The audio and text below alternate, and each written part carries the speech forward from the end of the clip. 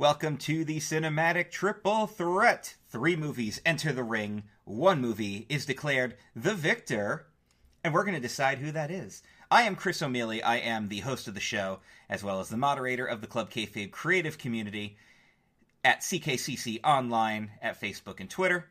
And also check out the Filling the Void podcast network, helping bring you this show via iTunes, Spotify, Apple Podcasts, iHeartRadio, and everywhere else that you love to listen to your podcasts. Joining me for this episode is my partner in crime.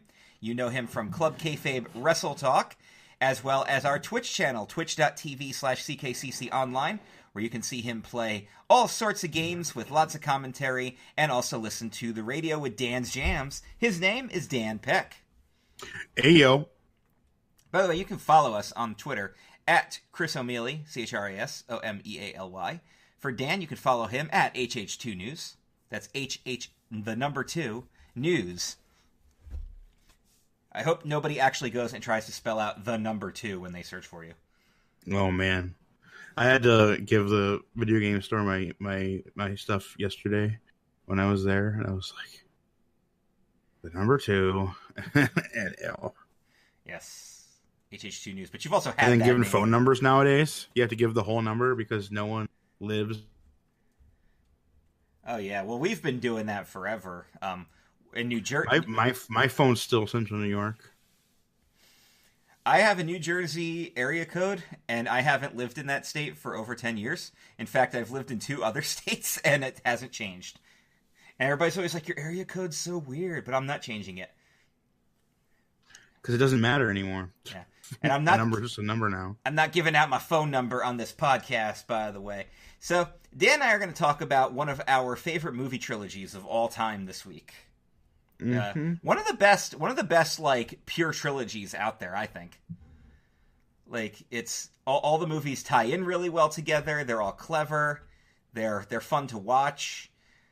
And we're going to discuss Back to the Future, Part 1, Part 2, and Part 3. Simple titles, no overly gimmicks, it's just Back to the Future. And then there's a second part and a third part. You know what I'm saying? Nice and simple. Yeah. So, Back to the Future. Again, this is it's not the easiest trilogy in the world to talk about because there's a lot to it, and it's one of those things where I sort of feel like you really need to experience them more than just hear somebody talk about them. And I don't know a lot of people out there who've never seen the Back to the Future movies. I'm sure there's plenty of them. Do yourself a favor, though, if you haven't seen these movies, sit down and watch them. They're really It's not classic. a good describer movie. Yeah. It's very much you got to experience it. If you haven't actually seen them, you'll probably recognize a lot of quotes and references that you probably didn't realize came from this movie. And this His series of mom movies. wants to fuck him. Yeah, that is a thing, by the way. But we're getting a little ahead of ourselves. Darth Vader from the planet Vulcan.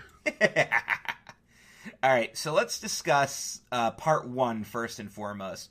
Mm-hmm. This is 1985. It's the one movie in the series that could stand on its own. You don't actually have to watch Part 2 and Part 3 to get the full experience here. I still recommend you see all of them, but the movie is just... The basic plot is pretty simple. Michael J. Fox is friends with this crazy eccentric scientist. Do they ever really explain how they became friends? Nope. They're just friends. Right. But Doc Brown... and he invents a time machine out of a DeLorean, which at the time was the stylish thing, I suppose. I've only ever known one person in my entire life who owned a DeLorean. It was my first job I ever had when I worked at a summer camp, and the guy who ran the games field drove a DeLorean to work, at least the first year I was there, because then the second year it was my buddy CJ took over. That's how I met him. Yeah, Rob from Games drove a DeLorean. First and only time I've ever actually seen one in person. And, it was pretty cool when you're a 14-year-old kid to see the Back to the Future car in person. Did he have any of the bells and whistles, or was it just a DeLorean? It was just a DeLorean. I mean, he might have had stuff, but I don't remember, considering that that was literally 20 years ago. Oh my god, that was 20 years ago. I just realized I'm 34 and I was 14 then. Oh god. What the hell? Anyway. So first movie is basically, the whole idea is Doc's gonna do his test run with his DeLorean, and there's some terrorists after him, and in a way to escape, Marty ends up traveling back to 1955. So he goes from 1985, where the movie takes place, because that was the present day at the time, to 1955, and he meets his young mom and his young dad, and his dad's a total nerd. And his mom's got the hots for him, and he meets the bully, the guy that bullies his dad, and he's a bully back then. Biff. Man, the timing is so weird, because it means, like, we're guessing Marty's, like, what, 16 or 17? So that means that they fall in love this weekend and then don't have kids for 15 years. That's basically... Yeah. Like, what, his older brother is just out of high school and has a regular job. So there's, like, at least 12 or 13 years before they ever have kids. That's some wibbly-wobbly, timey-wimey. Always weird. Timey-wimey stuff. When you actually think about times and stuff like that. The script itself was actually rejected a record, well, I shouldn't say record, but it was rejected 44 times before someone finally greenlit it, which I think is nuts. I don't know how studios would have felt about something like this back in the day, but I imagine that... how many other time travel movies really were there before this that were successes? Oh, I have no idea. I mean, so it was probably one of those things where... the classic Time Traveler is probably the only one. Probably, yeah. It's been remade a million times. Good news about this movie, if you guys are interested in the fact that Robert Zemeckis and Bob Gale, they own the rights to the film, and they have said there will never be a reboot or a remake so long as they're alive. So, once you hear that those two names have passed, be careful. Somebody might actually try to reboot this.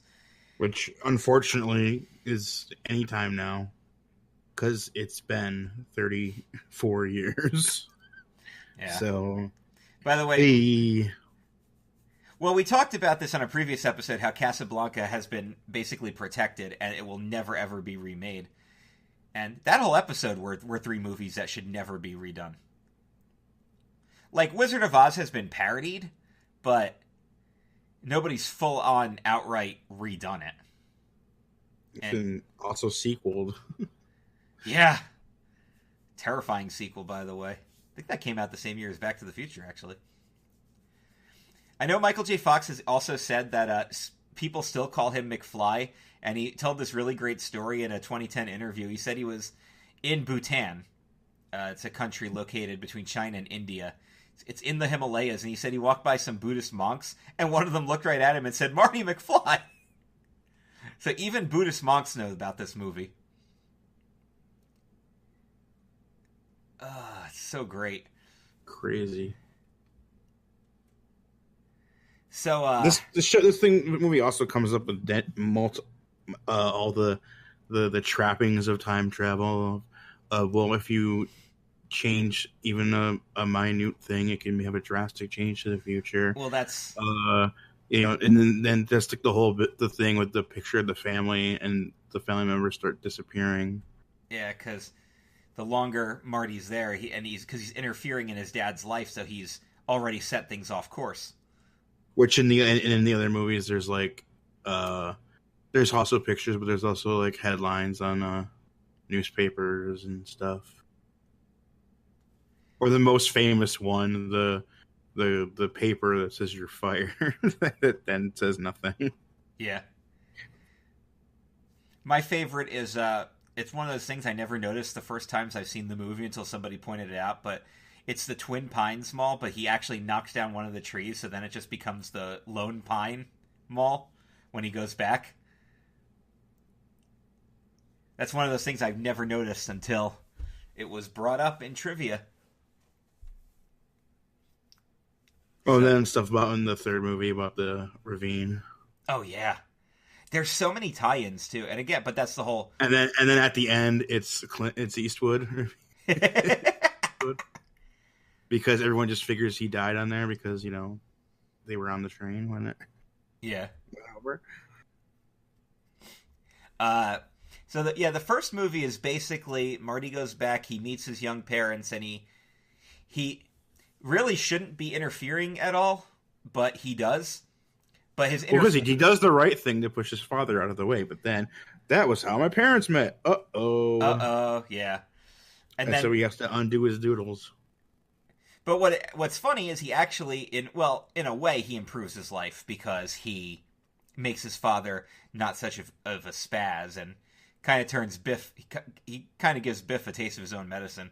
By the way, the scene with the manure is still like one of the funniest things ever. Which time? Every time. Every time. It's like the best running joke in the movies. Back to the Future, highest grossing movie of 1985. Ronald Reagan was a fan of it.